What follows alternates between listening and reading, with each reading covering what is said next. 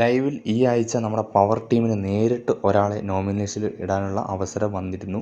അപ്പോൾ നമ്മുടെ ജിൻഡോ, അർജുൻ, രശ്മിൻ ഇവരെല്ലാവരും ചർച്ച നടത്തുകയാണ് ആരെ നമ്മൾ ഈ പ്രാവശ്യം നോമിനേഷനിലേക്ക് നേരിട്ട് ഇടും. അപ്പോൾ നേരെ രശ്മിൻ ഒരാളെ പേര് പറഞ്ഞു, അത് ശ്രീധുവിൻ്റെ പേരായിരുന്നു. ശ്രീധുവിൻ്റെ പേര് പറഞ്ഞപ്പോൾ അർജുൻ അങ്ങോട്ട് വല്ലാണ്ടായി. അപ്പോൾ രശ്മിൻ അതിന് പറഞ്ഞ കാരണങ്ങൾ, ശ്രീധുവിന് ആരും അങ്ങനെ നോമിനേറ്റ് ചെയ്തിട്ടില്ല, ശ്രീധു ഇതുവരെ നോമിനേഷനിൽ വന്നിട്ടില്ല, പിന്നെ ഒരു സേഫ് പ്ലേ ആണ് കളിക്കുന്നത്, ആക്റ്റീവ് അല്ല, അങ്ങനെയൊക്കെ പറഞ്ഞ് ശ്രീധുവിൻ്റെ പേര് രശ്മിൻ എടുത്തിട്ടു. പക്ഷേ അർജുൻ അതിന് സപ്പോർട്ട് ചെയ്യാൻ പറ്റിയില്ല. അപ്പോഴാണ് നമ്മുടെ ജിൻഡോ അപ്സരയുടെ പേരെടുത്തിടുന്നത്. അപ്സരയുടെ പേര് ആരും പറയാൻ ചാൻസ് ഇല്ല. അപ്സര നല്ലൊരു ഗെയിമറാണ്. അതുമാത്രമല്ല അപ്സരയുടെ പേര് പറയാൻ ചാൻസും കുറവാണ്. പിന്നെ അപ്സര റോക്കിയെ റാസ്കൽ എന്ന് വിളിച്ചു എന്നീ 2 കാരണങ്ങളൊക്കെ എടുത്തിട്ട് നമ്മുടെ ജിൻഡോ അപ്സരയുടെ പേര് പറഞ്ഞു. അപ്പോൾ നമ്മുടെ അർജുൻ എന്ത് ചെയ്തു? ജിൻഡോയെ സപ്പോർട്ട് ചെയ്തു. അപ്സരയുടെ പേര് പറഞ്ഞ് ജിൻഡോയെ സപ്പോർട്ട് ചെയ്തു. ഒടുവിൽ രശ്മിനും അതിൽ കൺവിൻസായി എല്ലാവരും കൂടി അപ്സരയെ നോമിനേറ്റ് ചെയ്യാമെന്ന തീരുമാനത്തിലേക്ക് എത്തി.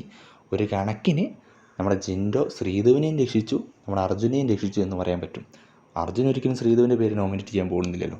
അങ്ങനെ ഇരിക്കുകയാണ്, എന്ത് പറയുന്നതെന്ന് അർജുൻ ആലോചിച്ചിരിക്കുമ്പോഴാണ് നമ്മുടെ ജിൻഡോ രക്ഷകനായിട്ട് അപ്സരയുടെ പേര് പറയുന്നത്.